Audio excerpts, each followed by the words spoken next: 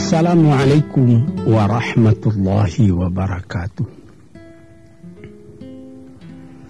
Tuan-tuan, saudara-saudara, ibu-ibu dan bapak-bapak yang sudi mendengarkan keterangan agama yang saya berikan di dalam kaset ini. Moga-moga Tuhan melimpahkan, mengurniakan rahmat dan nikmat-Nya kepada kita semuanya. Saya akan membicarakan suatu ayat yang bertemu di dalam surat Al-Baqarah. Bunyinya, Allahu waliyul ladzina amanu yukhrijuhum minadh dhulumati ilan nur walladzina kafaru awliya'uhumut taghut yukhrijunahum minan nuri ila dhulumat. Artinya, Allah adalah menjadi pemimpin bagi orang-orang yang beriman, orang yang mempunyai kepercayaan yang teguh. Dan Allah, apabila orang itu telah betul-betul menganggap Allah menjadi pemimpinnya, Allah pun menjamin mengeluarkannya daripada gelap gulita kepada terang benderang. Gelap gulita kebodohan kepada kecerdasan. Gelap gulita kehidupan tak tentu arah kepada tujuan yang sejati. Sebaliknya, orang yang kafir yang tidak percaya kepada Allah, maka sebaliknya yang terjadi, daripada terang benderang, dia akan dipimpin oleh taghut, oleh kekuasaan-kekuasaan yang bukan bersandar kepada Allah. Dan yang demikianlah yang akan mengeluarkannya daripada terang benderang kembali ke dalam gelap gulita. Oleh sebab itu, rohani manusia itu adalah melalui di antara gelap dan terang kehidupan itu, di antara terang dan gelap kehidupan. Kalau sekiranya jasmani kita, kalau sekiranya badan kita yang lahir ini diberi cahaya oleh matahari yang terbit di waktu pagi, yang terbenam di waktu sore, rohani kita pun diberi juga terang oleh suatu yang lebih terang dari matahari, yaitu petunjuk dan hidayat Tuhan. Di dalam Al-Quran, Tuhan memberikan bujukan, memberikan jiwa besar kepada orang-orang yang beriman itu. Tuhan bersabda, La tahinu wa la tahzanu wa antumul a'launa in kuntum mu'minin. Engkau ini adalah orang yang tinggi kalau engkau tetap memegang kepercayaan kepada Allah Subhanahu wa ta'ala. Di dalam perjuangan hidup di dunia ini, perjuangan antara yang hak dengan yang batil, antara gelap dengan terang, antara keyakinan dan keraguan, manusia berjalan di sekitar itu. Di kiri dan di kanan kita berjumpalah gelap dan terang itu. Maka diberilah pedoman manusia tadi. Apa pedoman? Walaupun bagaimana hebatnya, geloranya, tofannya, halim bubunya, ombaknya dan gelombangnya kehidupan itu, manusia mesti teguh berpegang kepada iman. Sebab kehidupan di dunia itu menurut peraturannya ialah tidak ada yang tetap. Yang tetap itu ialah berubah. Berubah itulah ketetapan yang ada dalam dunia. panas sangat terik, benar, nanti akan hujan. Hujan sangat lebat, benar, nanti akan panas. Di suatu tempat terjadi hujan yang lebat, berhari-hari timbul banjir. Ya, banjir itu tidak tiap hari, nanti dia kering lagi. Di laut pun demikian pula. Ada pasang naik, tergenang ke atas. Besok pagi air itu sudah kering lagi, surut pasang. Begitulah kehidupan di dunia itu. Itu harus kita yakini supaya kita jangan terombang-ambing dalam kehidupan itu. Kalau kita sudah mulai terombang-ambing, tahu-tahu walaupun bagaimana terangnya hari, gelap timbul dalam jiwa kita sendiri. Walaupun panas terik, kita berhujan. Hujan oleh keringat kita sendiri. Jadi yang penting di sini menjaga hati itu. Sampai Rasulullah, Nabi kita Muhammad sallallahu alaihi wasallam, inna fil jasadi mudghatan, di dalam tubuh manusia itu ada suatu bekuan darah. Idza salahat salahal jasadu kulluhu wa idza fasadat fasadal jasadu kulluhu. Kalau ini segumpal daging baik, seluruh badan jadi baik. Kalau dia rusak, seluruh badan jadi rusak. Apakah itu? Hati. Hati. Kendali terletak dalam hati kita. Hati artinya penuh. Bukan saja berarti pada daging, tapi pada hati dari hati, isi dari hati, atau juga akal kita. Sebab itu, maka kalau satu waktu saya pernah mengajarkan doa yang mengandung 8 sifat-sifat lemah menghilangkan kemerdekaan manusia, hari ini saya pun akan mengajarkan doa yang diajarkan juga oleh Nabi. Bagaimana menjaga hati tadi. Di situ dalam doa itu ada tersebut 4 perkara. Apa tersebut? Allahumma inni a'udzubika min qalbin la yakhsha'u wa min ilmin la yanfa'u wa min nafsin la tashba'u wa min du'a illa yusma'u. Jadi 4 perkara. Yang pertama, Allahumma inni a'udzubika min qalbin la yakhsha. Aku sangat berlindung kepada Engkau ya Allah, janganlah sampai terjadi hati saya itu tidak khusyuk lagi. Ini bahaya ini. Mulai bahaya, mengancam kepada manusia. Kalau hatinya tidak khusyuk lagi, hati khusyuk yaitu hati itu tentu jelas tujuannya kepada Allah. Allah menjadi pegangannya. Allah menjadi bentengnya. Allah menjadi ingatannya. Allah menjadi tujuannya. Dan kepada Allah dia kalau sembahyang menghadapkan diri, menghadapkan hati, maka permohonan kita yang pertama kepada Tuhan, ya Tuhanku, janganlah sampai hati saya ini tidak khusyuk lagi. Sebagai orang Islam, kita sembahyang 5 waktu. Di dalam Al-Quran dikatakan sembahyang itu ialah khusyuk, terpadu ingatan kepada Tuhan. Tapi kalau kita sudah, hati itu sudah mulai ditumbuhi penyakit, walaupun sembahyang, mulai sejak Allahu Akbar, pikiran sudah menjalar kepada yang lain.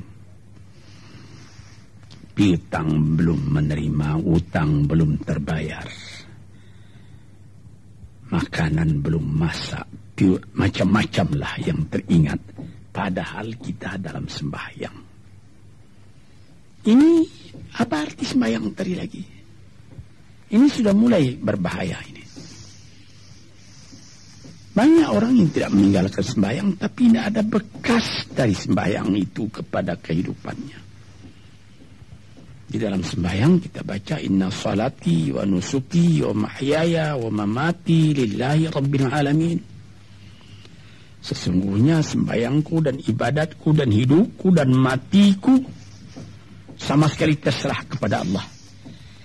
Ini dirasakan dalam hati, bukan cuma disebut di dalam mulut. Sebagaimana dikatakan, bukan jadi lip service sebagai seput tangan penggosok-gosok mulut, bukan begitu. Yang dari hati. Kalau sudah dari hati yang khusyuk, ini berbekas kepada kehidupan. Aku tak takut menghadapi segala keadaan dalam hidup, sebab hatiku bertali dengan Tuhan. Dari Tuhan aku datang, kepada Tuhan aku akan kembali. Ini namanya hati yang khusyuk. Tapi kalau sekiranya bacaan tetap fasih, tapi tidak ada lagi dari hati, melainkan rutin saja. Mayang 5 waktu sehari semalam, tapi tidak merubah kepada perangai, tandanya sembahyang tadi tidak khusyuk. Ini yang pertama kita minta kepada Tuhan. Janganlah sampai kita mempunyai hati yang tidak khusyuk, hati yang tidak teringat kepada Allah. Kalau hati tidak ingat lagi kepada Allah, maka segala pekerjaan yang terlarang sudah ringan saja kita mengerjakan. Menipu, berdusta, membujuk orang lain mengerjakan perbuatan yang salah, mencela, memaki. Itu karena tidak ingat kepada Allah, cuma ingat kepada diri sendiri saja. Ini yang pertama. Yang kedua dikatakan, wa min ilmin la yanfa'. Dan aku berlindung kepada Engkau ya Allah daripada ilmu yang tidak memberi manfaat. Padahal disebutkan oleh ahli-ahli, ilmu yang memberi manfaat itu membawa manusia kepada iman. Al-ilmu yad'u ilal iman. Ilmu itu membawa manusia kepada iman. Sekarang sudah ilmu banyak, tapi tidak membawa kepada iman, melainkan membawa kepada celaka. Sudah maju kepandaian orang, ilmu, pengetahuan orang, teknologi orang, sains orang, knowledge orang, dan segala macamnya. Tapi tidak ada manfaatnya kepada manusia. Cuma bahaya karena ilmu tadi yang datang kepada manusia. Sebagaimana ilmu manusia di abad ke-20 yang sangat penting, yaitu tentang tenaga atom. Maka timbullah bom atom, bom hidrogen, nuklir. Sehingga manusia diancam sekarang ini oleh bahaya atom itu di mana-mana.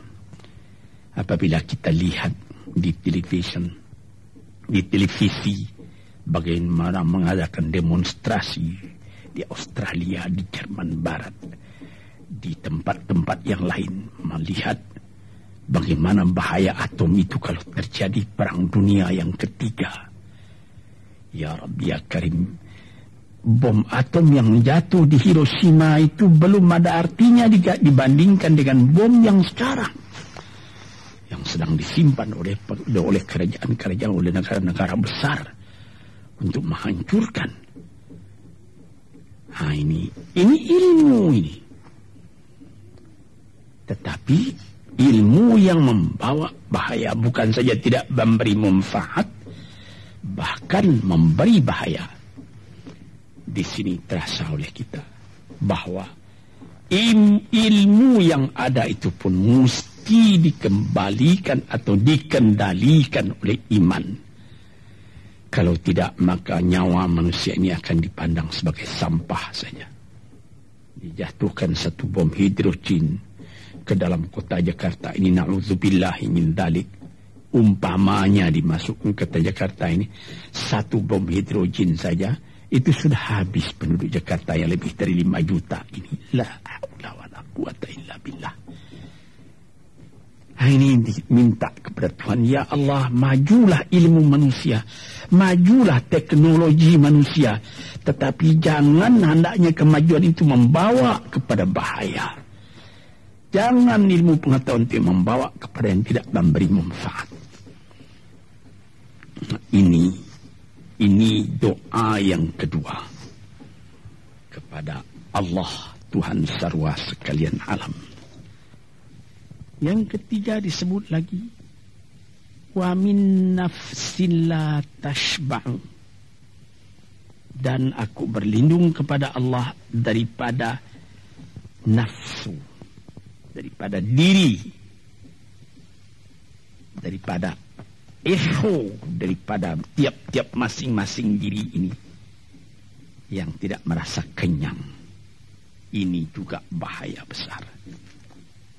Inilah yang menimbulkan penjajahan di dunia. Inilah yang menimbulkan, disebut dalam bahasa Arab, al-ghazwul fikri. Penjajahan. Sesudah Perang Dunia Kedua sudah banyak negeri-negeri yang merdeka. Tetapi sekarang timbul lagi penjajahan baru. Apa? Penjajahan fikiran. Sehingga bangsa yang merdeka tadi tidak merdeka lagi fikirannya. Dia merdeka di dalam meniru kepada bangsa yang lebih kuat. Itu namanya terjajah juga. Jadi tuan-tuan yang terhormat, apa pangkalnya ini? Daripada nafsu serakah manusia. Nafsu serakah manusia sebagaimana tersebut di dalam hadis. Lau kana libni adama wadiyani min dhahabin labtagha thalithan wa ma yamla'u jawfubni adama illa turab. Kalau manusia itu mendapat suatu lembah yang penuh dengan kekayaan emas, suatu lembah, dia ingin supaya mendapat satu lembah lagi yang penuh juga dengan emas. Dapat 2 lembah, dia minta 3 lembah lagi yang penuh dengan iman. Nafsu manusia tidak pernah kenyang. Padahal akhirnya kalau dia sudah menutup mata, tidak ada yang akan memenuhi perutnya melainkan tanah. Teringat akan cerita yang disampaikan oleh Graf Leo Tolstoy, pujangga Rusia yang terkenal, bahwa orang yang tidak mempunyai nafsu yang kenyang itu, pada suatu hari katanya, ada satu orang kaya mempunyai tanah yang luas. Dia mengatakan kepada orang, boleh tuan-tuan mengambil tanah kepunyaan saya ini, berapa tuan suka, berapa tuan mau. Syaratnya cuma begini, sepanjang yang tuan berjalan dari timur ke barat, lantas sebelum matahari terbenam, tuan sampai kembali ke tempat tuan melangkah pertama tadi. Berapa saja tuan suka, boleh ambil tanah ini. Maka datanglah si tamak tadi. Tuan yang punya asli tanah tadi mengatakan, bawalah bakal, jangan lapar di jalan nanti. Baik, dibawanya nasi sebungkus, dia berjalan, jalan. Dari pukul 7 pagi. Kalau diambil kekuatan, hendaknya pukul 10 dia sudah makan. Melangkah lagi beberapa ratus meter atau sekian, nanti boleh kekuatan buat kembali. Sehingga sebelum matahari terbenam, dia sudah sampai ke tempat dia menuju bermula. Tetapi ini orang bernafsu betul, dia minta supaya banyak tanah yang didapatnya. Dibawanya nasi sebungkus, tapi dia tidak jalan, di tengah jalan tidak berhenti, kan nanti berapa meter itu nanti kalau saya berhenti, tanah yang kurang buat saya. Dia terus berjalan.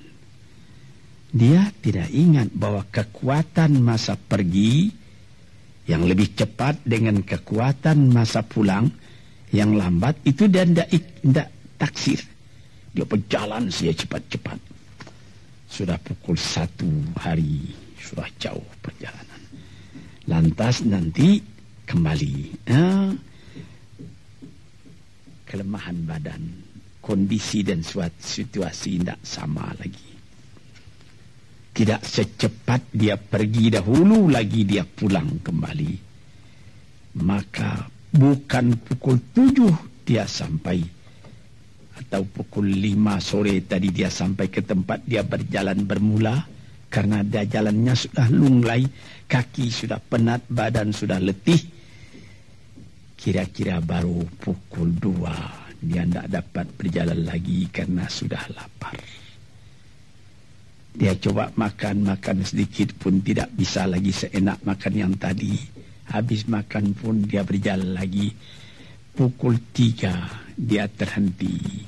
Jauh lagi baru sampai tempat yang pertama.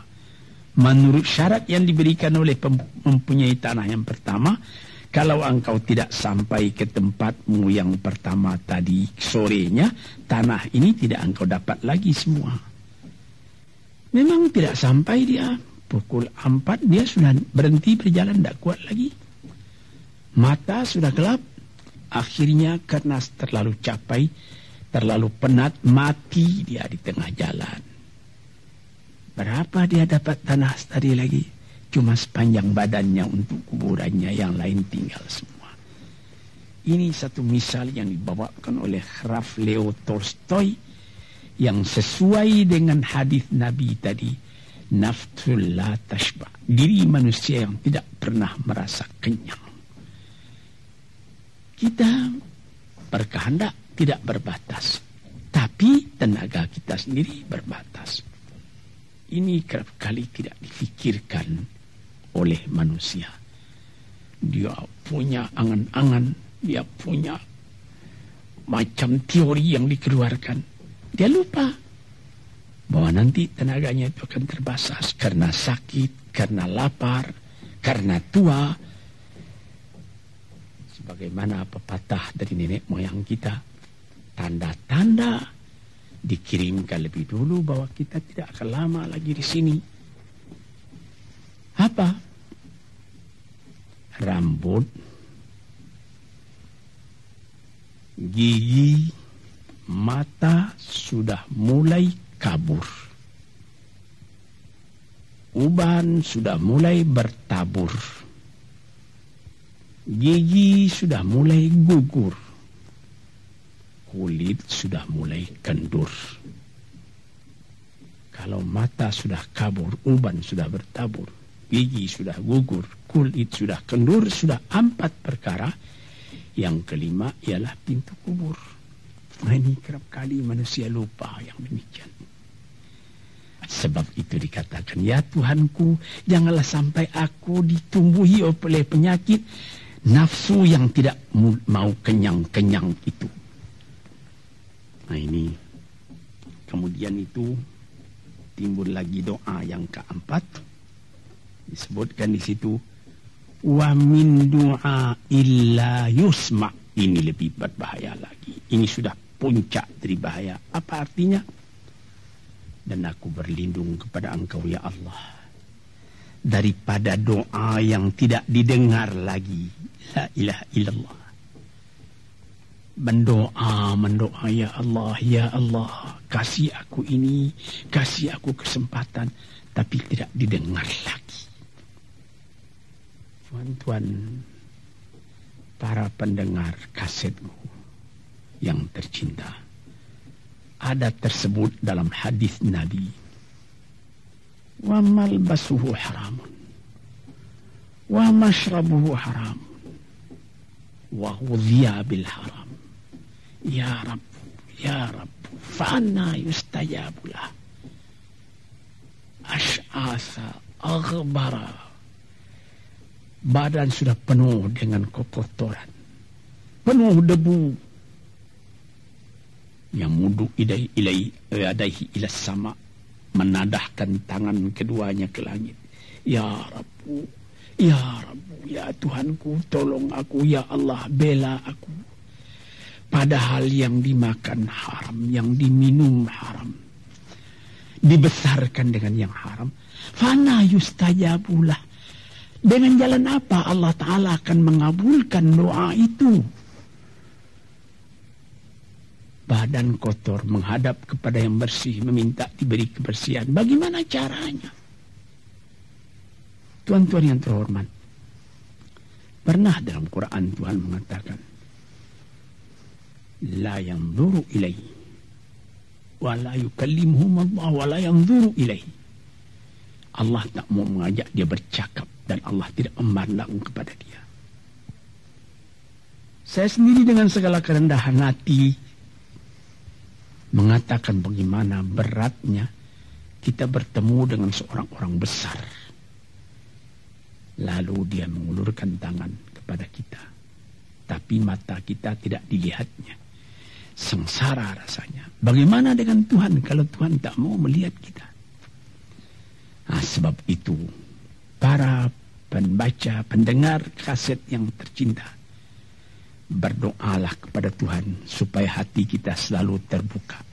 Jangan sampai kita mempunyai hati yang tidak khusyuk, ilmu yang tidak memberi manfaat, jiwa yang tidak pernah kenyang, dan doa yang tidak didengar. Ya Allah, dengarkan doa kami dan tunjukkan kepada kami jalan yang benar dan beri kami terang dalam kehidupan ini.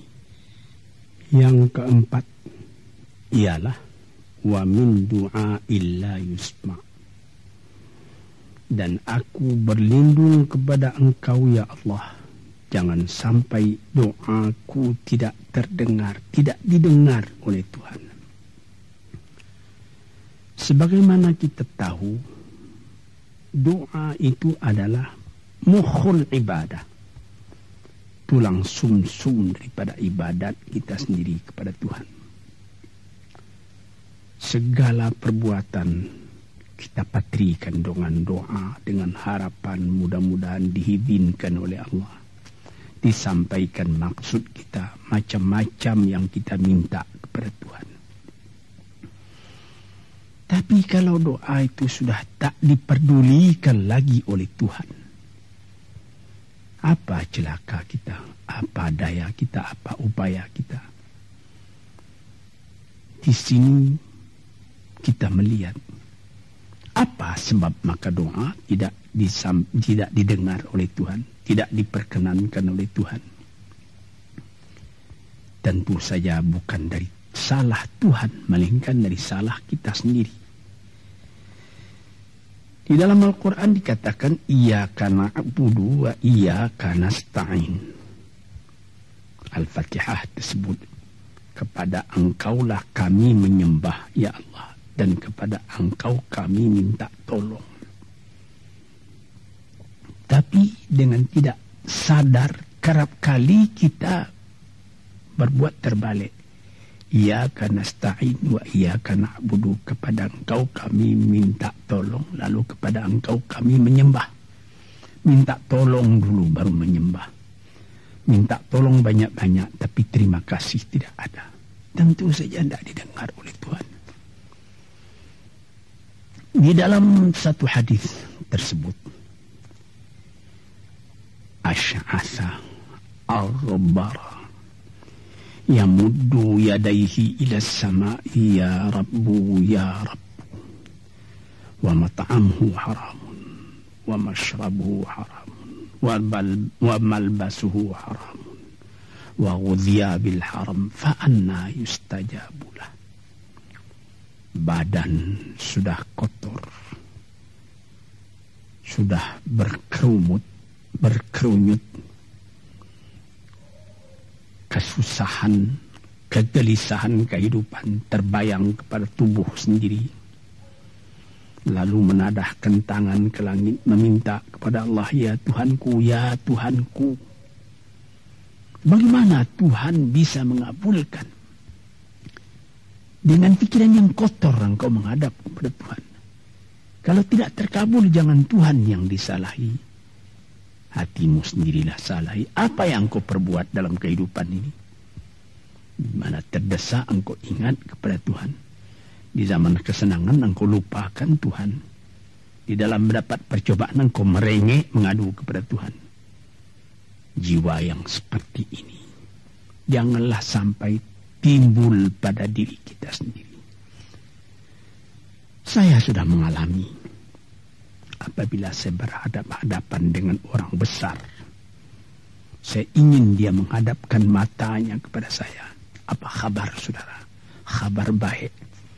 Dia lihat mata saya lihat mata dia.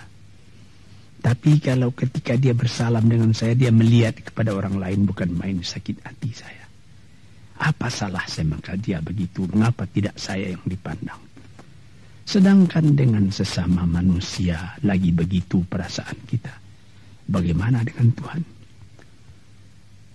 La yanzuru ilaihim wa la yukallimuhum. Allah tidak memandang sebelah mata kepada Allah, kepada kita. Allah tak mau cakap, tidak mau bercakap dengan kita sepatah pun. Langit mana tempat kita bernaung, bumi mana tempat kita berpijak kalau sudah demikian keadaannya. Nah, ini yang dijaga tuan-tuan yang terhormat dalam doa keempatnya itu. Hati janganlah sampai tidak khusyuk. Ilmu janganlah sampai tidak memberi manfaat. Nafsu janganlah sampai tidak kenyang. Dan doa janganlah sampai tidak didengar. Saudara-saudara, moga-moga Allah memberikan kepada kita hati yang terang. Sebagaimana ayat yang mula-mula saya sebut tadi. Allahu waliyul ladzina amanu yukhrijuhum minadh-dhulumati alan nur. Allah lah jadi pemimpin bagi orang yang beriman.